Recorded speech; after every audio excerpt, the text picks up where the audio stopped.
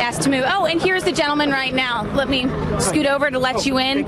Your name and title, sir? Lieutenant Commander Scott Williams. I'm with the Guided Missile Destroyer program. I'm the chief engineer for the program. All right, Lieutenant Commander, you were inside when this all started. What happened? Not quite sure what all caused it. I know that a colleague of mine, actually my colleague right next to me here, he and I were talking, and we heard someone shouting, get out of the building, stay away from the cafeteria, everyone get out. And so we were nearest an office, and from lessons learned from last time, we got in the office, shut the door, locked it, and that was it until the police arrived to escort us out. So we didn't see anything. We didn't see any any scuffling, we didn't hear anything. You heard no gunshots, no explosions? Nothing at all, which was surprising, because last time actually we did hear them, and they were very distinct. So we didn't hear any gunshots this time. So where exactly were you, and how far away is this from Building 197, which is where that shooter opened fire 2 years ago, killing so many people? How far away were you from that? Actually, the shootout with police with the individual actually took place right outside our office. Okay. It was our office. It was right around the corner from our office, but I mean, you could hear everything. And so who was telling you to get out?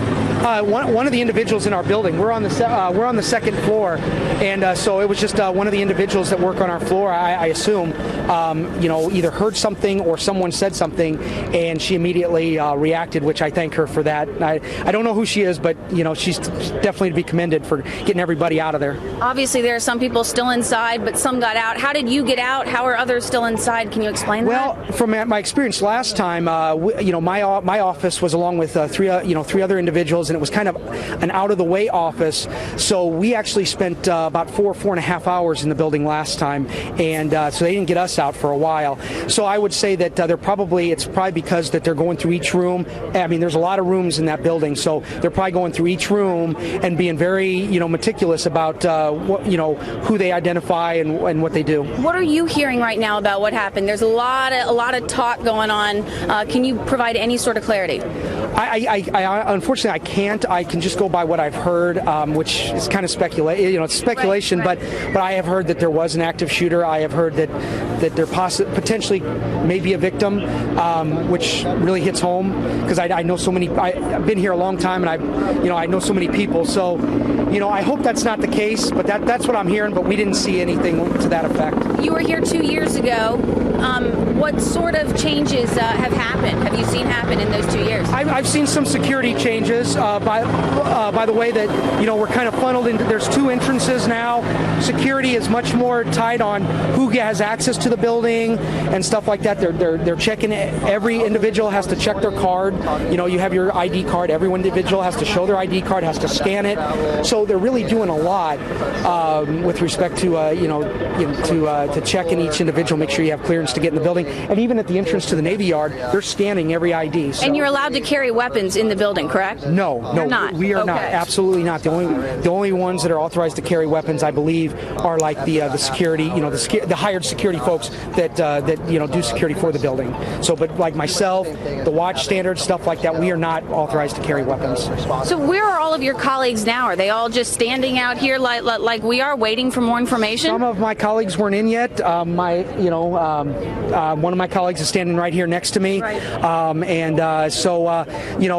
boss actually was not in today. We have contacted him, and so as far as I know, most people are safe. The gentleman that drove me in this morning, hopefully he's watching this. So, but I don't know where he was. Right. So it's You guys have been on a heightened state of alert due to the fact that we're getting so close to the 4th of July holiday and whatnot.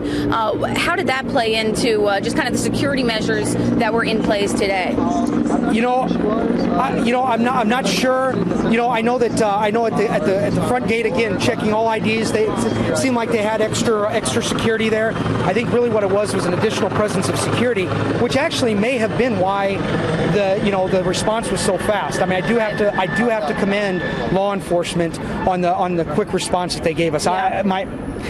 I have to applaud them on that. It was great. Finally, when this happens again, 2 years later, what goes through your mind? I mean, what are you thinking? What are you feeling when you're like, my gosh, could this really be happening again?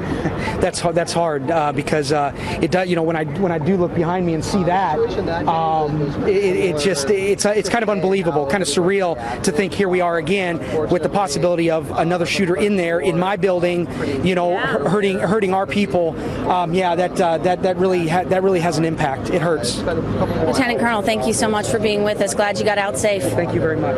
Back to you. Thank you.